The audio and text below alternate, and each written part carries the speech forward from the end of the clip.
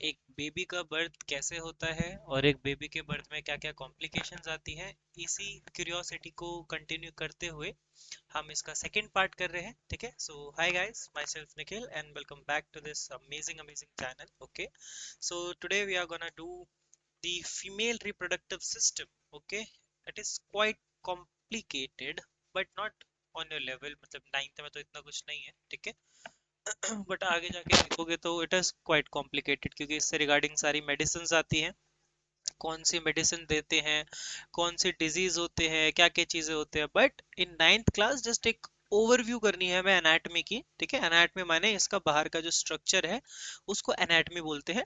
तो हमें एक एनाटॉमी का ओवरव्यू करना है और उसके कुछ फंक्शंस देखने हैं। ठीक है, जैसे इसकी हेडिंग भी है कि what are the parts of the female reproductive system. Am I visible?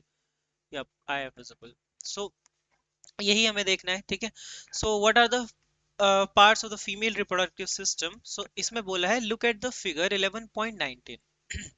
11.19 ये वाला फिगर है जो है फीमेल रिप्रोडक्टिव सिस्टम। इसमें बोला है इस पार्ट को देखो। ठीक है, इसमें आइडेंटिफाई करो अलग अलग पार्ट्स हैं फीमेल रिप्रोडक्टिव सिस्टम के। अच्छा जी, कैसे आइडेंटिफाई करें? देखो, सबसे पहला वजाइना। ठीक है, नॉर्मल फीमेल्स में वजाइना होता है बाहर की लेयरिंग, जो बाहर की कवरिंग है, वहीं वहीं से वजाइना स्टार्ट हो जाता है। बट वो सिर्फ एक बाहर बाहर की चीज है बेटा। अगर हम देखें कि फीमेल रिप्रोडक्टिव सिस्टम में जो आउटर मोस्ट चीज है वो वजाइना है। अब जो वजाइना के एक अंदर लेयर है, फिर अंदर लेयर है, फिर यूटेरस है, फिर वो जो फर्दर चीजें हैं अंदर, जो पूरा एक फीमेल रिप्रोडक्टिव ट्रैक्ट है ना, ओवरीज कैसे कनेक्टेड है, वो सब कुछ देखना है हमें।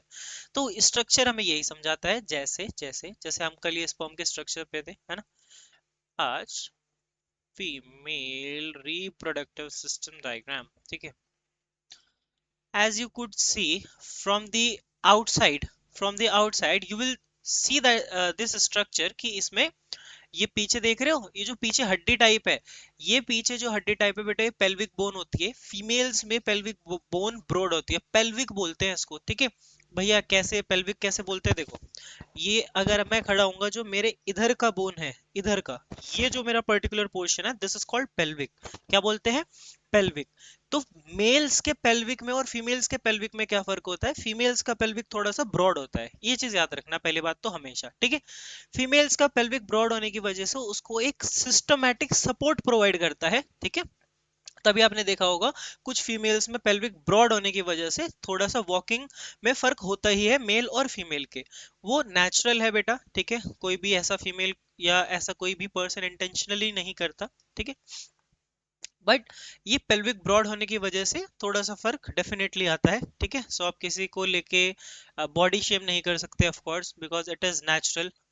यही बनावट है, यही कॉम्प्लिकेशन है ह्यूमन बॉडी में। ठीक है, तो आपकी पहले बैकग्राउंड में आप देख रहे होगे, क्योंकि बैकग्राउंड में बोन को वो करा गया है, बोन को हाईलाइट करा गया है कि पेल्विक बोन है ना। But if we do talk about the structure of it, तो स्ट्रक्चर में सबसे पहला, ये बाहर बाहर के साइड देख रहे हो, सिर्फ इतना एरिया फीमेल्स में फीमेल्स में बाहर से सिर्फ वजाइना विजिबल होता है, इतना।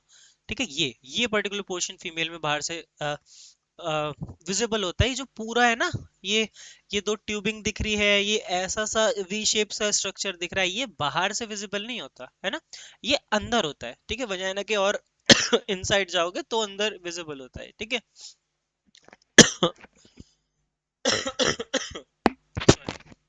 और वजाइना को भी अगर हम जूम करके देखें तो उसमें से कुछ पार्ट्स होते हैं। क्या पार्ट्स होते हैं? सबसे ऊपर वाली जो स्किन वाला पोर्शन है, नॉट वजाइना, वजाइना का जो ऊपर स्किन वाला पोर्शन है उसको बोलते हैं मॉन्स प्यूबिस। क्या बोलते हैं? Mons pubis. ठीक है, ऊपर वाले स्किन पोर्शन को क्या बोलेंगे? मॉन्स प्यूबिस, जो थोड़ी सी थिक होगी। उसी एरिया में अगर थोड़ा सा नीचे आएंगे, जहाँ पे जेनाइटल एरिया है, जहाँ पे हेयर ग्रोथ होती है, छोटे छोटे छोटे छोटे हेयर ग्रोथ होते हैं। ठीक है, प्राइवेट पार्ट्स में हेयर ग्रोथ होता है, वो वाले को हम बोलेंगे लेबिया मेजोरा। क्या बोलेंगे? Labia majora. I don't think कि इतना रिक्वायरमेंट है, but still we gonna do it anyways. Mons pubis, labia majora. और जो फीमेल्स के वजाइना में सबसे टॉप, सबसे अपर पार्ट होता है, सबसे ऊपर वाला पार्ट, उसको बोलते हैं क्लिटोरिस। क्या बोलते हैं?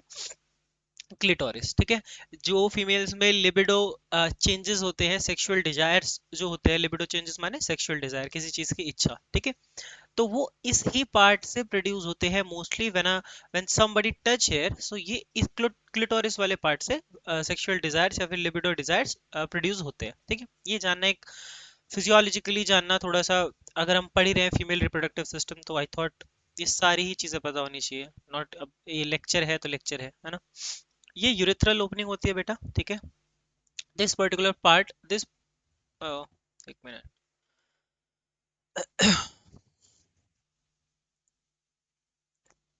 This very particular part is what, urethral opening. क्या है ये है यूरेथ्रल ओपनिंग, ठीक है। यहाँ से यूरेथ्रल ओपनिंग होती है, ओके।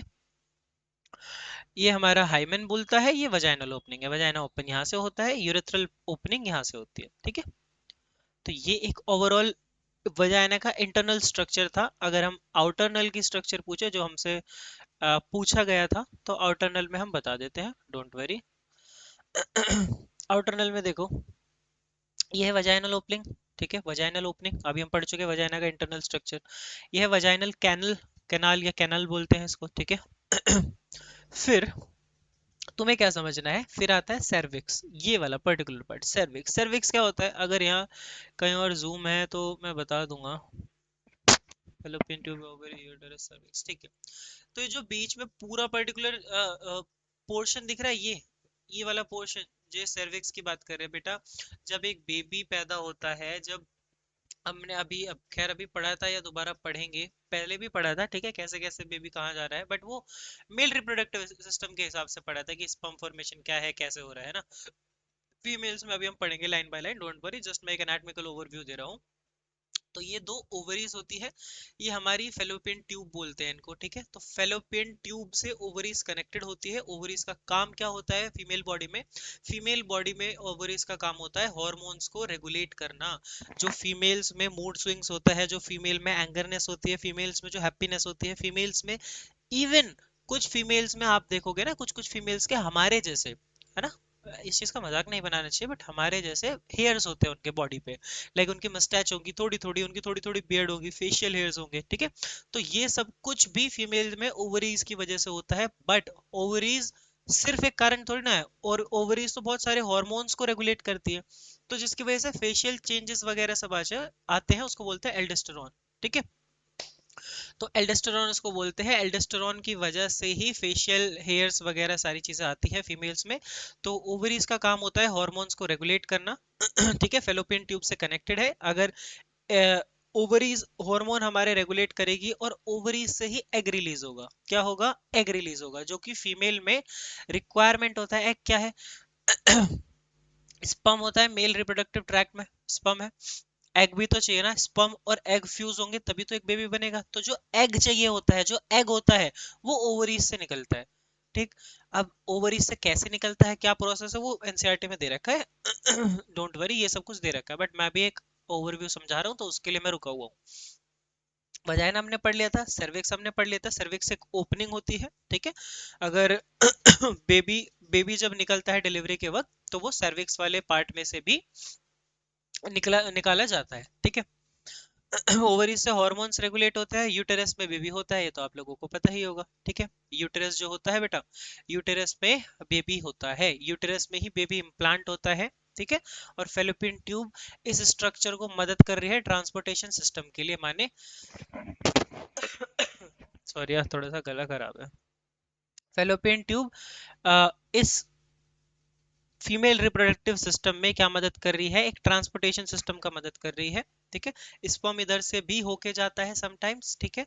और जो स्पर्म इधर से होके जाता है, एक इंपॉर्टेंट बात और मैं बता देना चाहता हूँ, फीमेल रिप्रोडक्टिव ट्रैक में फेलोपियन ट्यूब में छोटे छोटे हेयर होते हैं, छोटे छोटे हेयर प्रेजेंट। वो हेयर स्पर्म की मूवमेंट को इंक्रीज करने में मदद करते हैं, और वो जो हेयर होते हैं उनको बोलते हैं सीलिया।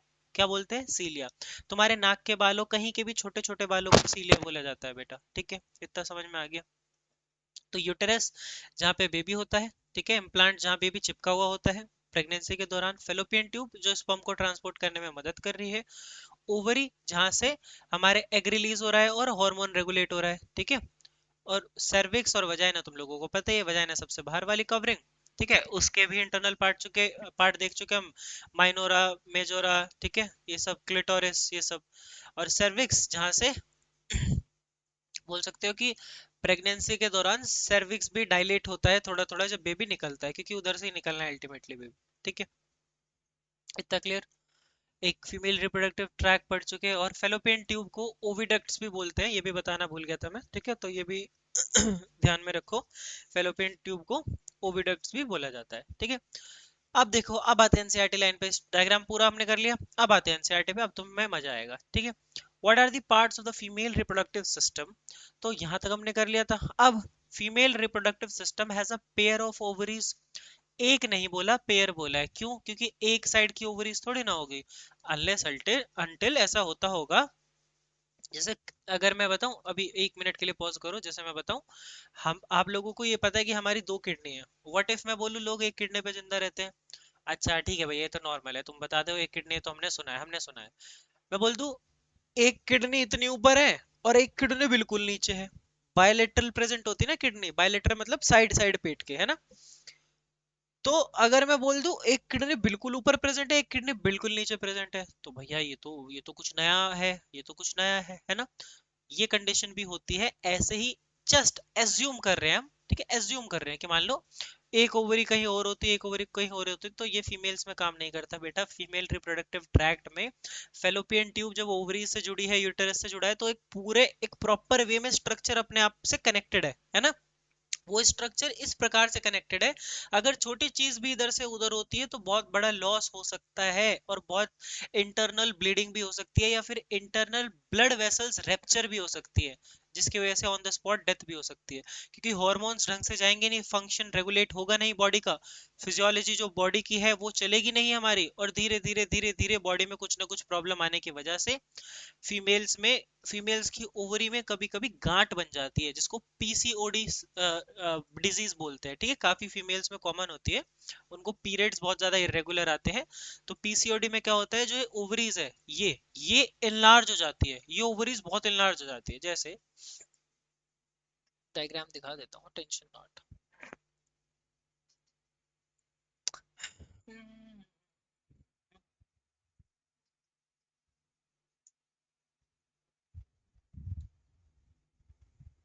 ये देख, क्या होता है पीसीओडी में, ये ओवरीज है ना, ये बहुत ज्यादा एनलार्ज हो जाती है। एनलार्ज होने की वजह से तुम्हें अलग अलग प्रकार की बीमारी हो जाती है। इस ओवरी के एनलार्ज होने को सिस्ट बोलते हैं, सिस्ट माने गांठ। ठीक है, तो ओवरीज नॉर्मल एक ऐसी होती है जो कि हार्मोन रेगुलेट करती है। ठीक है बेटा, ऐसी। और एक और ओवरी होती है सिस्ट के साथ, सिस्ट माने इतना मोटा गुच्छा बन जाता है, समटाइम्स यूटेरस भी रिमूव होता है। अभी हाल फिलहाल में मेरे रिलेटिव में ही एक वो थी, मतलब एक आंटी को प्रॉब्लम, तो उनके साथ ये चीज हुआ है, उनको यही ओवरी में सिस्ट थी, तो उनका यूटेरस पूरा रिमूव हुआ है। समझ रहे हो आप? तो ओवर जब इसका पूरा प्रॉपर काम ही यही है, हार्मोन बैलेंस रखना, सारी चीजें करना, और आगे प्रेगनेंसी में हेल्प करना। तो अगर यूटेरस नहीं होगा तो प्रेगनेंसी भी नहीं होगी, बाद में बेबी इंप्लांट कहाँ होगा, कुछ नहीं होगा फिर तो, है ना। तो इस वजह से जब फीमेल्स में यूटेरस रिमूव हो जाता है तो फीमेल्स की रिप्रोडक्टिव साइकिल बंद हो जाती है।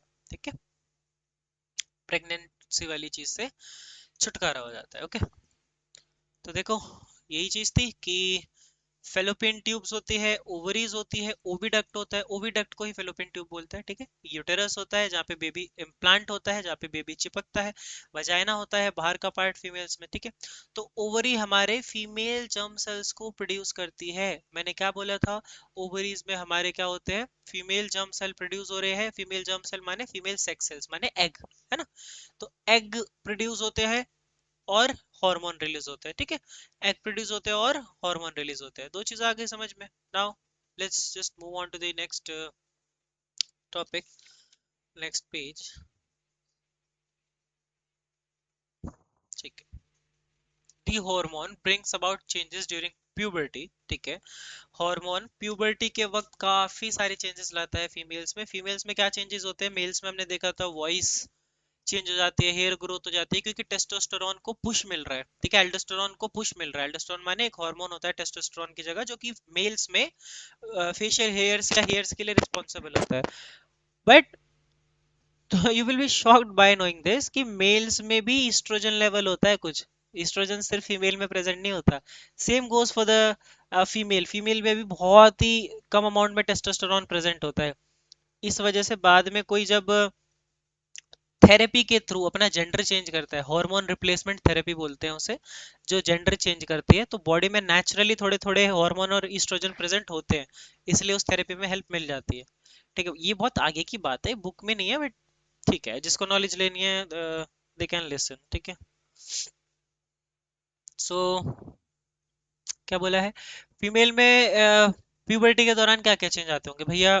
ब्रेस्ट enlargement, ठीक है, most common thing in females that उनका प्यूबर्टी के दौरान ब्रेस्ट enlargement हो जाता है। ठीक है, ब्रेस्ट enlargement की जगह आप बोलोगे थोड़ा सा, कुछ कुछ फीमेल्स में अगर प्रॉब्लम है तो फेशियल हेयर्स, ठीक है, उनके रिप्रोडक्टिव ऑर्गन्स थोड़े से सेंसिटिव हो जाना, ठीक है, सेंसेशंस फील होने लगती है, सेंसिटिव हो जाना, पीरियड साइकिल स्टार्ट हो जाना, है ना, उनका आ, हर मंथ पीरियड्स आते हैं, पीरियड्स कैसे आते हैं, क्यों आते हैं, पीरियड्स होते क्या है, वो भी आगे लिखा है, टेंशन नॉट, बिल्कुल टेंशन नॉट। ठीक है, एंड पिंपल आना, ये सब चीजें प्यूबर्टी की निशानी होती है। ठीक है, किसी भी इंडिविजुअल में प्यूबर्टी की निशानी होती है।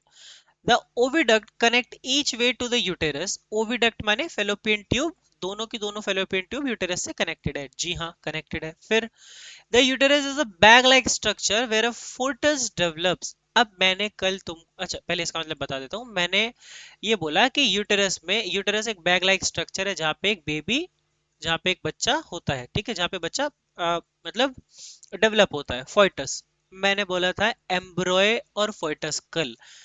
अब तुम मेरी बात समझो, फोइटस और एम्ब्रॉय दोनों अलग अलग चीज है, फोइटस और एम्ब्रॉय सेम चीज नहीं होता। ठीक है, ये देखो, स्टेज देखो, ये 1 मंथ, 2 मंथ, 3 मंथ, 4 5 6 8 9, 9 महीने में पूरा ऐसा।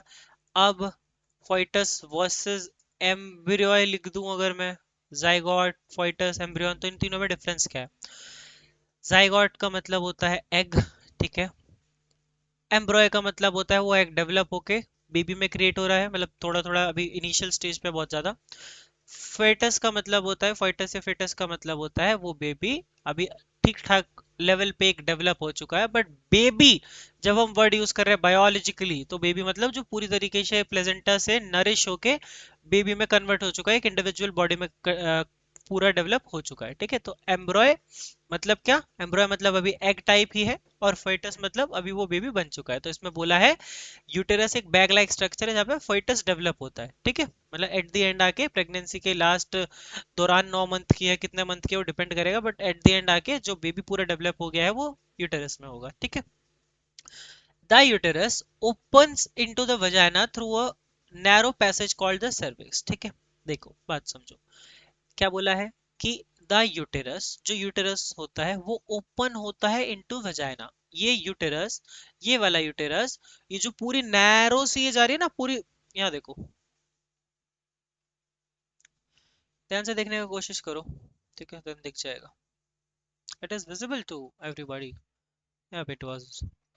तो ये यूटेरस नीचे जाके पूरा वजाइना में खुलेगा, ऐसे यूं जाके यूं खुल रहा है, यूं जाके यूं खुल रहा है, और जो बीच की चीज है जो इसको ओपनिंग करने में मदद कर रहा है, लास्ट का पार्ट है वजाइना जो खुल रहा है, सबसे ऊपर यूटेरस है, जो इसको पूरा नैरो वाली चीज है जो खोलने का मदद कर रहा है, वो है सर्विक्स। कौन है? सर्विक्स। ठीक है, तो सर्विक्स इसको मदद करता है यूटेरस को ओपन करने में। ठीक,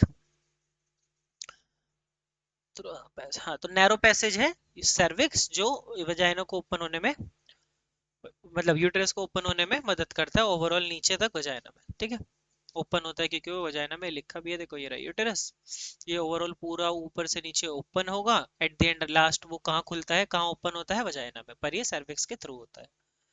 इसको वैसे वाले में मत ले लेना कि यूटेरस खुल रहा है नीचे, मतलब वो यूटेरस जो है वो ऐसी शेप है, बैग लाइक स्ट्रक्चर है, वो खुल रहा है, तो एट एंड पार्ट उसका कहाँ पे नीचे जाके वो वजाइना है, ऐसा बोलना चाह रहा हूँ मैं। ठीक है, खैर तुम समझ गए होगे, कंफ्यूजन नहीं पैदा करनी। ठीक है, सिंपल है, अगर नहीं समझ आया दोबारा समझा देता हूँ। Uterus opens into the vagina, uterus open होता है एट द एंड वजाइना में, जो कि बात सच है, यूटेरस ओपन हो रहा है इन द एंड, एंड कहाँ पे ओपन हो रहा है? In the vagina. ठीक है, और ये एक नैरो पैसेज के थ्रू ओपन हो रहा है, थ्रू अ नैरो पैसेज। कौन सी है वो नैरो पैसेज भैया? वो नैरो पैसेज है सर्विक्स, ये नैरो पैसेज के थ्रू ओपन हो रहा है वो है सर्विक्स। ठीक है, इतना समझ में आ गया? आई होप इतना समझ में आ गया।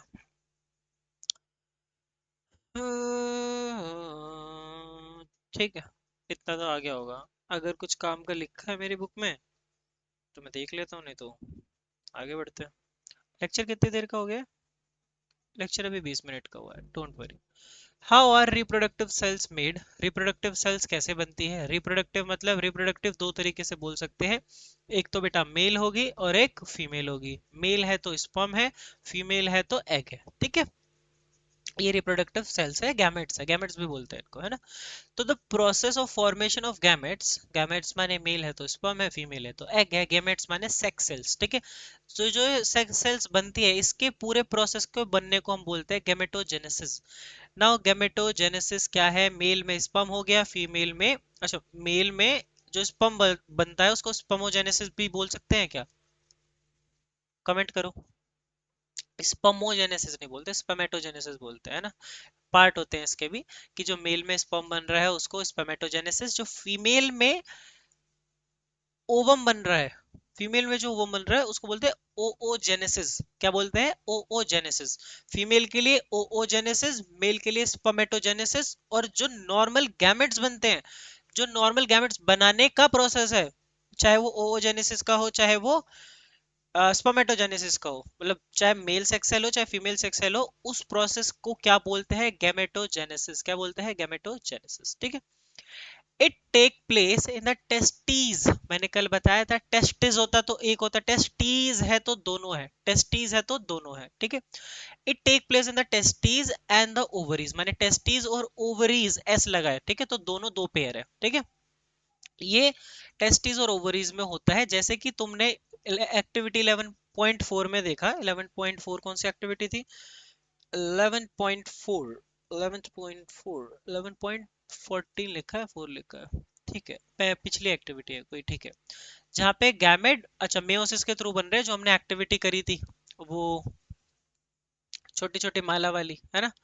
तो जहां पे मेयोसिस के थ्रू गैमेट्स बनते हैं, मेयोसिस के थ्रू क्यों? क्योंकि बेटा एक मेल है एक फीमेल है। मैं एग्जांपल दे देता हूँ जैसे मैंने लास्ट टाइम दिया था।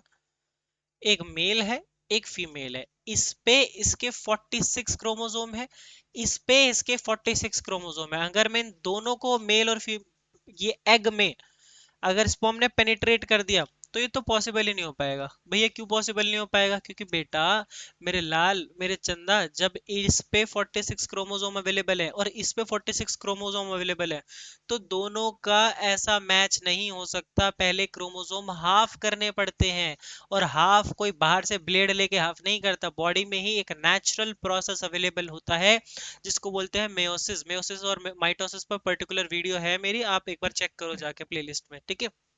सो मेयोसिस के थ्रू 46 से 23 हो गए और 46 से 23 हो गए इसमें भी। अब ये दोनों 23 मिलेंगे तो 46 होगा, तो सही है। क्योंकि अब 46 से बेबी में भी बेबी में भी मदर के साइड के हाफ क्रोमोसोम और फादर के साइड के हाफ क्रोमोसोम जाएंगे तो बेबी प्रोड्यूस होगा प्रॉपर। वो पॉसिबल ही नहीं होता कि 100+ क्रोमोसोम आ जाए, वैसा पॉसिबल ही नहीं है, ठीक है, वो हो ही नहीं पाएगा, ठीक। और अगर एक क्रोमोसोम एक्स्ट्रा आ जाता है ना बेटा, तो सिंड्रोम हो जाता है बच्चे को बचपन से ही पैदा, down syndrome type, Turner syndrome, कि इनफर्टाइल पैदा होगा बच्चा, ठीक है। इनफर्टाइल फीमेल पैदा होगी, इनफर्टाइल बेबी पैदा होगा, टेस्टोस्टेरोन लेवल बिल्कुल इत्तू सा, ना बियर्ड ना बाल ना एनर्जी ना कुछ। फीमेल्स में भी एस्ट्रोजन लेवल भी इत्तू सा, इससे भी माइनर। तो जिनमें क्रोमोसोम हल्का सा एक डबल भी आ जाता है ना, उनमें ही हो जाता है। तो तुम तो बात 100+ क्रोमोसोम की कर रहे हो, जहां 46 होने चाहिए, तो सोचो क्या हाल होगा। तो वो प्रैक्टिकली पॉसिबल ही नहीं है। इस वजह से बॉडी मेयोसिस प्रोसेस के थ्रू क्या करती है? सेल्स को हाफ कर देती है। इसमें भी लिखा होगा in which the number of chromosome is reduce to half, ठीक है। In human cell have 46 chromosome but egg और स्पर्म, या स्पर्म और एग ओनली हैव 23, ठीक है। This is so important, so that when they combine, जब वो combine करेंगे तो जो जाइगोट बनेगा उस पे भी सेम नंबर के क्रोमोसोम होने चाहिए। आधे इधर से मिले आधे इधर से मिले तो सेम नंबर के क्रोमोसोम होने चाहिए, ठीक है। तब जाके उस पर 46 होंगे, 23 इधर मदर और फादर की साइड से। मेल्स में गैमेटोजेनेसिस से क्या होता है ये अब पढ़ेंगे अच्छे से, ठीक है। अच्छे से क्या, अच्छे से ही पढ़ रहे हैं बट देख लो। अ, ठीक है। मेल्स में गैमेटोजेनेसिस जो प्रोसेस हो रहा है, माने जिससे स्पर्म बन रहा है, स्पर्मेटोजेनेसिस भी बोलते हैं। तो मेल्स में जो बेटा सेक्स सेल फॉर्म हो रही है, गैमेटोजेनेसिस माने सेक्स सेल फॉर्म हो रही है जो, तो जो मेल्स में गैमेटोजेनेसिस हो रहा है, इससे प्रोडक्शन हो रहा है किसका? Of numerous tiny motile moving acting sperm. मतलब क्या है इस लाइन का भैया? देखो, ये लाइन देख पा रहे हो? Numerous tiny motile active sperm. Numerous माने छोटे छोटे, टाइनी न्यूमरस माने बहुत ज्यादा, टाइनी मतलब छोटे छोटे, मोटाइल माने जो मूव कर पाए। तो ऐसे छोटे स्ट्रक्चर, ऐसे हिलने वाले स्ट्रक्चर और बहुत ज्यादा संख्या में स्ट्रक्चर एक्टिव स्पर्म प्रोड्यूस होते हैं गैमेटोजेनेसिस से।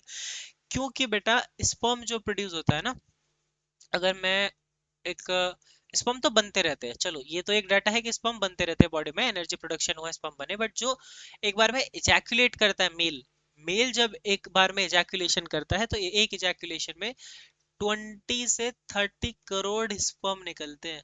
कितने? 20 से 30 करोड़ स्पर्म। और इतने स्पर्म आने के बाद भी सिर्फ एक स्पर्म पहुंच पाता है एग तक।